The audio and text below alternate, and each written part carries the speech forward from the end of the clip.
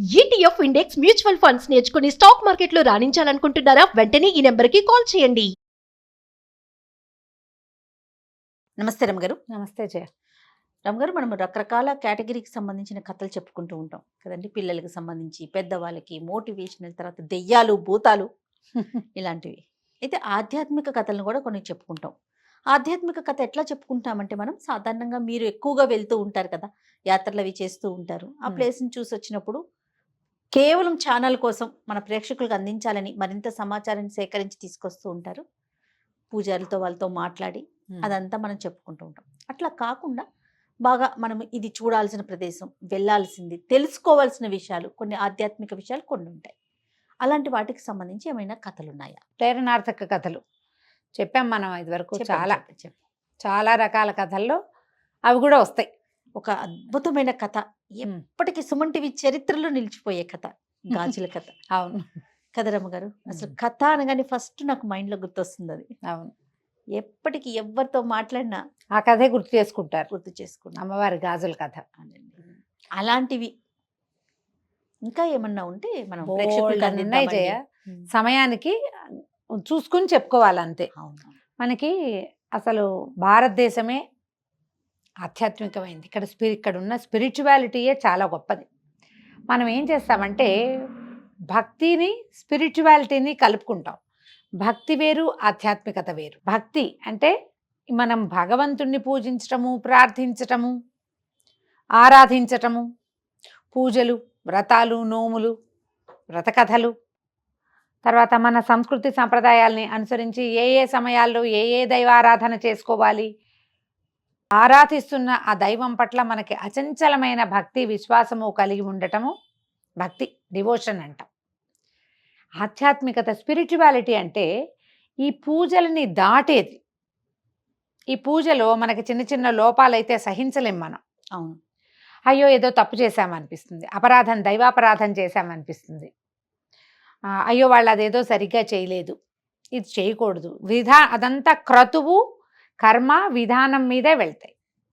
క్రతువు, కర్మ, విధానము, సమయాసమయాలని దాటి ఉండేదే ఆధ్యాత్మం.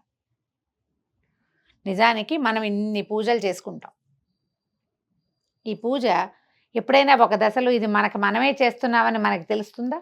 మనం భగవంతుని పూజించడం అంటే మనని మనం పూజించుకోవటమే, మనని మనం సరి చేసుకోవటమే. భగవంతుడు ఎక్కడో లేడు, మనలోనే, మనతోనే ఉంటాడు. అతడే నేను అని తెలియటమే స్పిరిచువాలిటీ. నేననేది ఒట్టి చొక్కాయే. ఈ చొక్కా లోపల అసలైన వాడు ఉన్నాడే, వాడు భగవంతుడే. వాడు వేరు, ఈ కనబడేది వేరు అనేది అర్థం కావాలి. అది ఎప్పుడు అర్థమవుతుంది? ఎంతసేపు మనం ఇదే చూస్తాం కదా, దీని నడక, దీని నడత, దీని నడవడిక, ఇదే మనం చూస్తూ ఉంటాం. ఇది నేను కాదు అనేది మనకి ఎప్పటికీ అర్థం కాదు. ఏదో ఒక్క దశలో తెలుస్తుంది. కొంతమంది ఈ ప్రాపంచికమైన, ఈ చుట్టూతా కనపడే ప్రపంచం అంతా నాటకమని, ఇది నేను కాదని, నేను ఇందులోంచి వేరైన వాడినని చిన్నతనంలోనే తెలుసుకుంటారు. వాళ్ళని మనం యోగులు అంటాం, కొంతమందిని ఋషులు అంటాం, కొంతమంది బాబాగారులు అవుతారు. రమణ మహర్షి ఆయన కూడా అలాంటి వారు. ఆయనకు తెలిసిపోయింది చిన్నప్పుడే. ప్రతివాడికి మరణం లోపల ఎప్పుడో ఒకప్పుడు తెలుస్తుంది. మనకి తెలిసినా కూడా ఏంటంటే ఒక్కోసారి అర్థమవుతుంది, ఏదో వింటాము, మనకి తెలుస్తుంది మనదేం లేదు, మన చేతిలో ఏం లేదు, ఇదంతా ఒట్టి పైపే భ్రమ, మనం చిత్తభ్రమలో ఉన్నాం అని తెలుస్తుంది. కాసేపటికి మళ్ళీ విష్ణుమాయా విలాసంలో కరిగిపోతాం, మనం మర్చిపోతూ ఉంటాం. దాన్ని తెలుసుకోవాలి, ఈ ప్రత్యేకమైన విషయాన్ని. పూర్వం అట ఒక రాజుగారు ఉండేవారు.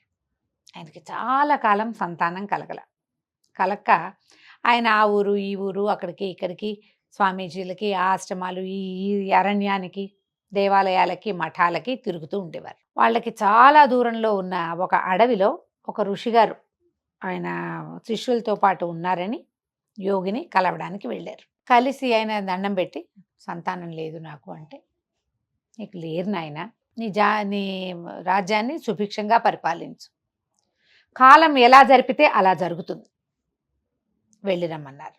రాజుగారు ఖిన్న వదనంతో, ఆయనకు అర్థం సుపుత్ర ప్రాప్తిరస్తు శీఘ్రమేవ సుపుత్ర అనలా యోగి అంటే, లేదు అర్థమైపోయింది. ఆయన దిగులుగా తలకాయ వంచుకుని వెళ్ళిపోతున్నాడు. ఆ నదీ తీరంలో ఈ యోగి గారి ఈ మహాయోగిని ఎవరినైతే ఈ రాజుగారు కలిశారో ఆయన ప్రథమ శిష్యుడు ఎదురుపడ్డాడు, పలకరించాడు. పలకరించాక ఆయన అన్నాడు, ఎందుకంటే ఖిన్నవదనంతో ఉన్నారు మహాప్రభు. లేదు మహారాజా, ఏమిటి మీ దిగులు చెప్పండి అంటే, సంతానం లేదండి అన్నాడు. శిష్యుడు వెంటనే శీఘ్రమేవ సుపుత్ర ప్రాప్తి రస్తు. మహానందంతో పొంగిపోయాడు రాజు. గురువుగారు చెప్పాల, శిష్యుడు చెప్పాడు. శిష్యుడు కూడా ఏం తక్కువవాడు కాదు, ఈయన కొన్ని సంవత్సరాలుగా తపస్సు చేసుకునేవాడు. ఆనందంతో, అంతకంటేనా నాయన, మీ వల్ల ఇవాళ నా జీవితం చరితార్థం అయిపోయిందని పదే పదే దండాలు పెట్టి, శిష్యుడు కుశలు దర్భలు అవి పట్టుకుని ఓ చెంబుతో నీళ్లు పట్టుకుని గురువుగారిని చూడబోయాడు. గురువుగారు అన్నారు, ఏమిటి నువ్వు చేసిన పని?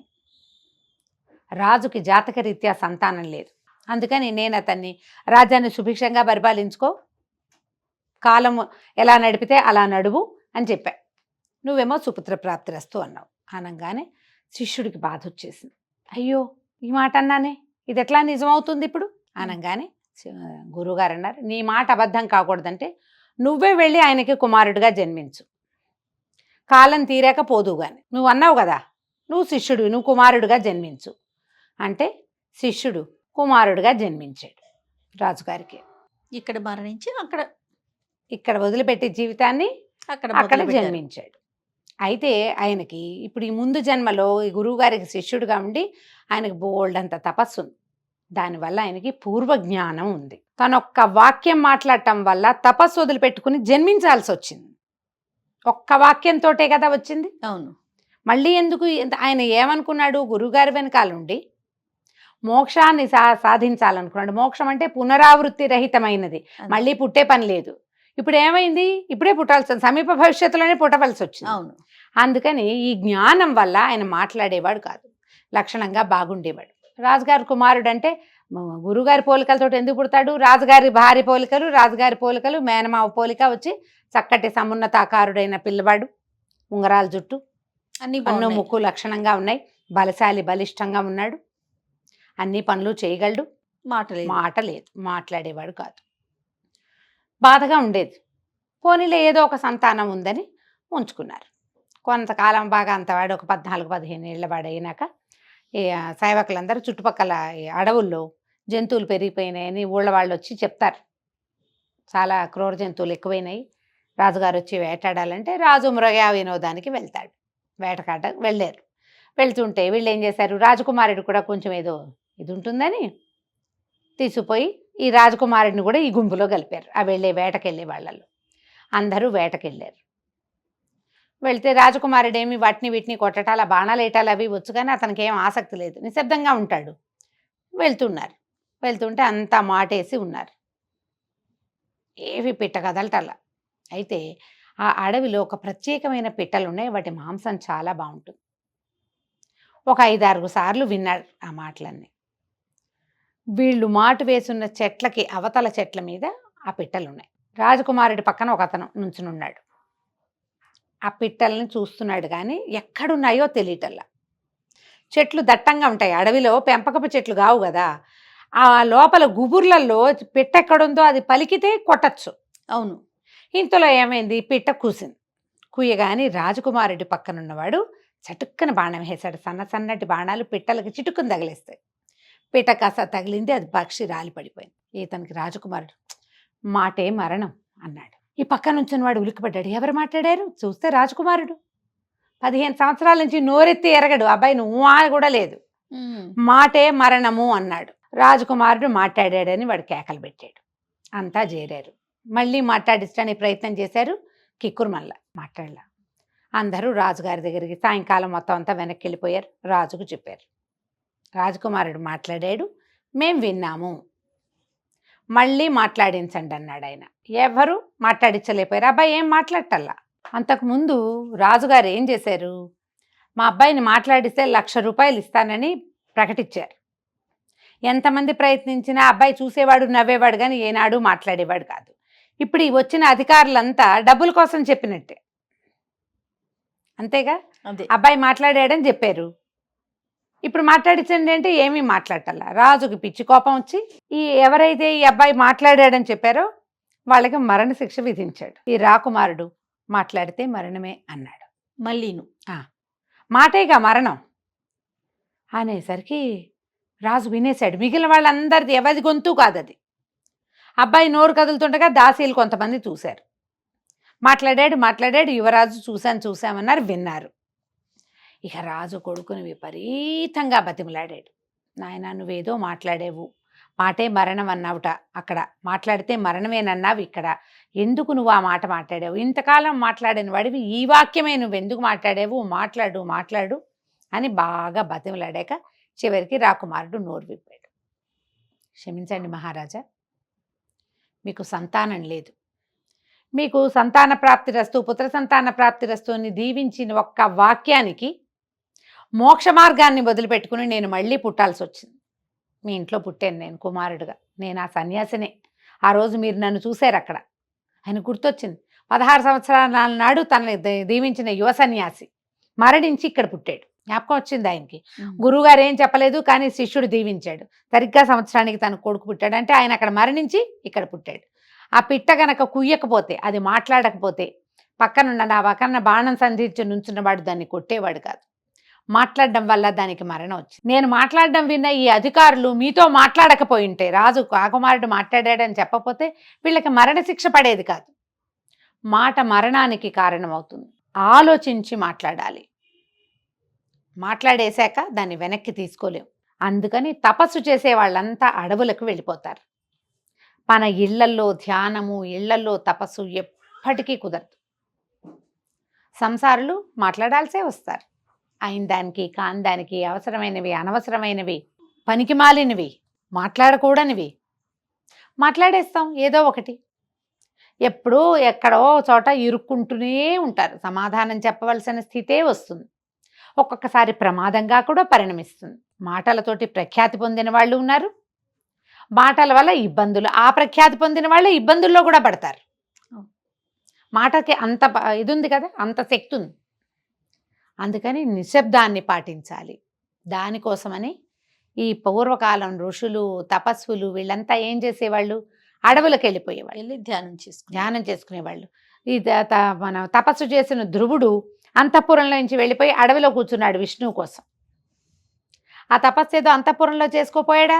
మనం ఇంట్లో మెడిటేషన్కి కూర్చుంటామా, ఫోన్ మోగుతుంది, మెసేజ్ వస్తుంది, కొరియర్ వస్తుంది, స్విగ్గీ వస్తుంది, వాకిట్లో ఎవరో మాట్లాడతారు, ఎవరో బెల్లు కొడతారు, ఎవరి అడ్రస్ చూడడానికి మన ఇంటికి వస్తారు, ఆ అడ్రస్ కనుక్కోవడానికి కరెంటు బిల్లు వస్తుంది, ఇస్త్రీ బట్టల అబ్బాయి ఇస్తాడు. అసలు అవదు. ఒక పావు గంట ధ్యానం కుదరదు.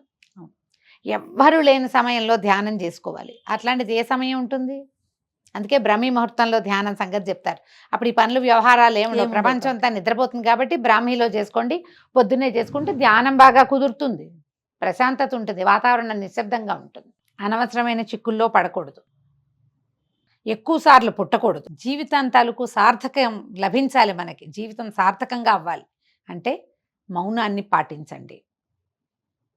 ఎంత తక్కువ మాట్లాడితే అంత మంచిది. ఇప్పుడు నాలాంటి వాళ్ళు ఏం తక్కువ మాట్లాడతారు, వాగుతూనే ఉంటాం, ఏదో ఒకటి చెప్తూనే ఉంటాం కదా. కానీ మేము నిశ్శబ్దంగా ఉండే సమయాలు ఉన్నాయి కదా, ఖచ్చితంగాను ఉంటాయి కదా ప్రతి వాళ్ళకి. ఆ నిశ్శబ్ద సమయాల్లో పూర్తి నిశ్శబ్దాన్ని పాటించండి. ఉపవాసం ఉన్నప్పుడు అస్సలు ఎవరితోటి మాట్లాడదు. ఉపవాసాన్ని, మౌనమే ఒక ఉపవాసంగా కూడా పెట్టుకోండి. దానివల్ల ఏంటంటే భక్తి మార్గం కాదు, ఆధ్యాత్మిక మార్గంలో మనం ముందుకెళ్తాం. భగవంతుని చేరే సులువైన ఉపాయాల్లో ఒకటి నిశ్శబ్దం కూడా. మీకు అది కావాలంటే దాంట్లోకి ప్రయాణించండి. తప్పకుండా రమ్మగారు. నమస్తే. నమస్తే.